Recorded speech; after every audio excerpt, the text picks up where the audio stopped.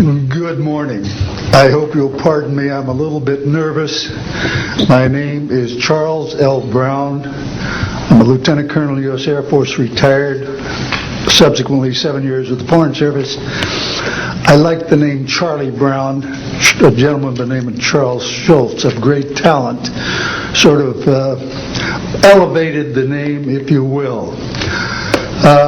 During World War II, I was a young farm boy from West Virginia. I got the patriotic bug, joined the United States Army, ended up flying bombers in Europe, and ended the war transport in the Pacific. Finished college in the late summer of '49, recalled to active duty in a newly formed United States Air Force. I was assigned to an organization called Office of Special Investigations. The Air Force, as most of you know, was formed in 1947. OSI, as a central investigative agency for the Air Force, was formed, I think, in 1948. So everything was relatively new. Needless to say, starting in '47, UFOs were rather new. The Air Force Air Technical Intelligence Center was at Wright-Patterson Air Force Base, and I had my office in a building adjacent to it. And our organization was the worldwide investigative agency for the Air Force for any unidentified flying objects. This lasted for about 2 years. The project name was known as Project Grudge. It was the predecessor to a project known as Blue Book, which Andrew Pelt headed. During my experience with it, I would collect the data I didn't collect it, it was sent into my office. I analyzed it. As a pilot investigator, I was able to offer some bits of advice to the Air Technical Intelligence people. Now, you might visualize a massive office, but as I recall, we had a first lieutenant, a secretary, and a technical sergeant. That was the essence of Project Blue Book when it started, or Project Grudge, Blue Book, and expanded somewhat. During the review as an analyst of these various documentary reports, if you will, or documents, I became clearly convinced that there was substance to what was being reported, in that we had ground visual, ground radar, airborne visual, and airborne radar confirmation of some of these sightings. The individuals who made the sightings were everything from airline pilots, military pilots, police officers, some of the people that your lives depend upon on a daily basis. These are very reputable and credible people.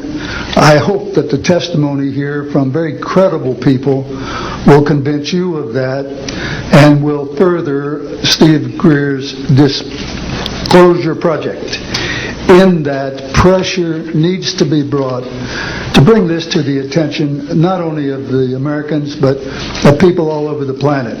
These vehicles have been seen and confirmed all over the planet. I am willing to sign a sworn statement or testify to my judgment and to what I have observed. Such things do exist. Please believe me. Please believe those who follow me. Thank you.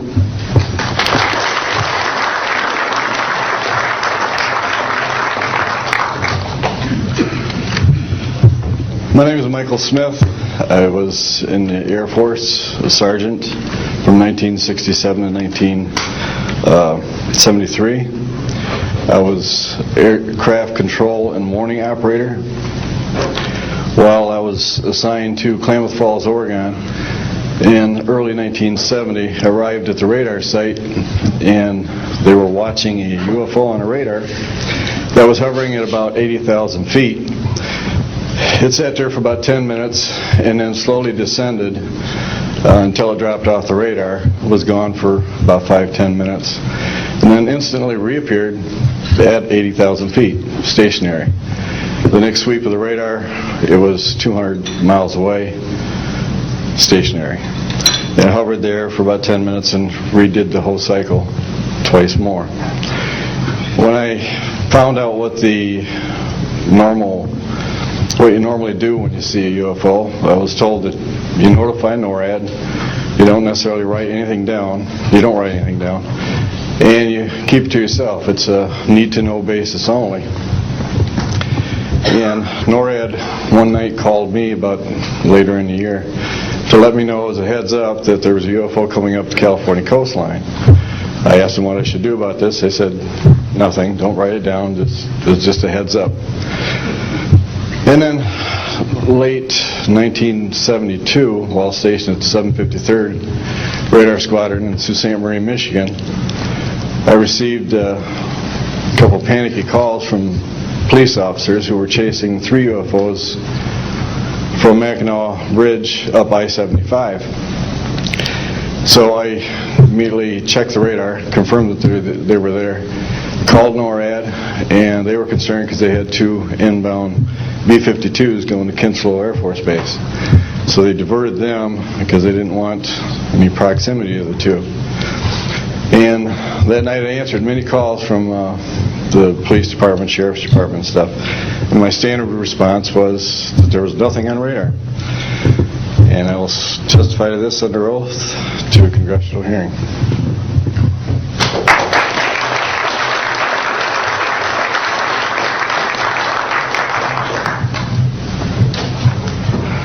Good morning. My name is Enrique Colbeck. I am a air traffic controller. I'm sorry for my English. I'm so scared. I'm not accustomed to talk in front of a lot of people. I'm here because I'm being a witness in a voluntary way on my work. I work in Mexico City as radar controller and the International Airport of Mexico. And I'm going to give an example about this silence that we have in Mexico for several years, and this issue happens a lot of times on my country, unfortunately. For example, March 4, 1992, we detected 15 objects west side of the Toluca airport, that is very close of our international airport at 50 miles more or less. Then July 28 of 1994, we have almost a collision or something that we can name in that way with an international flight, domestic flight of Aeromexico 129, commanded by the pilot Raimundo Cervantes Ruano, that has a trash or something about in his main landing gear in the right leg. That's occurred at night at 10:30 more or less. Then in the next week, the same year, in the same moment, the Aeromexico Flight 904 has another almost collision that was reported for the pilot Corso, the Capitan Corso, at 11:30 in the morning, and we detect that object on a radar. Suddenly, just for a moment. Then the next week we have a lot of silence reported by the pilots that give us information about the weird traffic or something, brighting lights and different times, and we detect some of them in that week.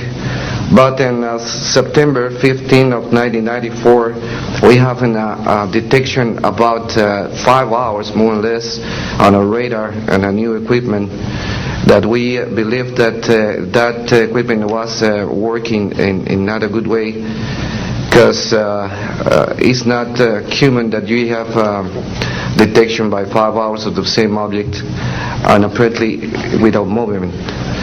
Well, we concur with the technical persons of radar in our country that the radar system was working well, and